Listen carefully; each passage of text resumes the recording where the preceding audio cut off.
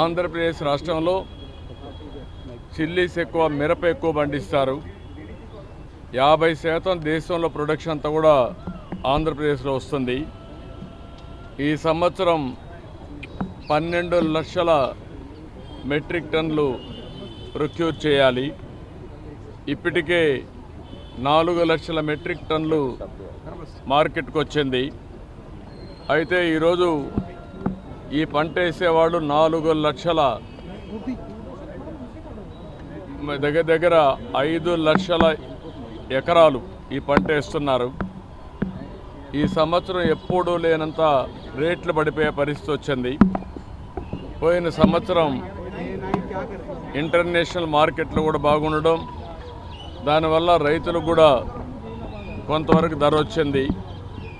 అయితే అనూహ్యంగా ఈ సంవత్సరం వేరే దేశాల్లో డిమాండ్ తగ్గడం మన రైతులకు చాలా నష్టపోయే పరిస్థితి వచ్చింది. ఆ విషయమే మంత్రి గారికి చెప్పాను. ఎట్టి పరిస్థితుల్లో రైతులను ఆదుకునే బాధ్యత మన మీద ఉంది. రైతులను ఆదుకోవాల్సిన అవసరం ఉంది. ఏదైతే ఏ విధంగా ఆదుకోవాలనో వారికి అంతా కూడా సజెషన్స్ ఇచ్చాం. మామూలుగా అయితే ఎంఐఎస్ కింద, మార్కెట్ ఇంటర్వెన్షన్ స్కీమ్ కింద 25% ఇంటర్వ్యూన్ అవుతారు. అది కూడా రేట్ ఎస్టాబ్లిష్ చేయడంలో ICAR ఏదైతే ఉందో ఆ వ్యవస్థ ఎస్టాబ్లిష్ చేశారు. వాళ్ళు కూడా ప్రాక్టికల్ రేట్ కాకుండా ఆంధ్రప్రదేశ్లో ఉండే కాస్ట్ ఆఫ్ కల్టివేషన్ తీసుకోకుండా వాళ్ళు ఒక రేట్ ఇచ్చే పరిస్థితికి వచ్చారు. అవన్నీ సరిచేయాలని చెప్పాను. రేపు ఒక మీటింగ్ పెట్టుకొని మళ్ళీ మాకు ఒక ఇన్ఫర్మేషన్ ఇస్తామంటున్నారు. రైతులను ఆదుకోవాలి. 25% సీలింగ్ తీసేసి అవసరమైతే వాళ్ళ యొక్క వ్యవస్థలో గ్రూప్ ఆఫ్ మినిస్టర్స్ ఉన్నారు, కమిటీ ఆఫ్ మినిస్టర్స్ ఉన్నారు. వాళ్ళు కూర్చొని నిర్ణయం చేసి రైతులకు మేలు చేయాల్సిన అవసరం ఉంది. రెండోది, ఏదైతే 50% అంటే వాళ్ళు 50% ఇస్తే రాష్ట్రం 50% ఇవ్వాలనేది కూడా ఉంది. దాన్ని కూడా ఏం చేయాలో కూడా ఆలోచించమన్నాను.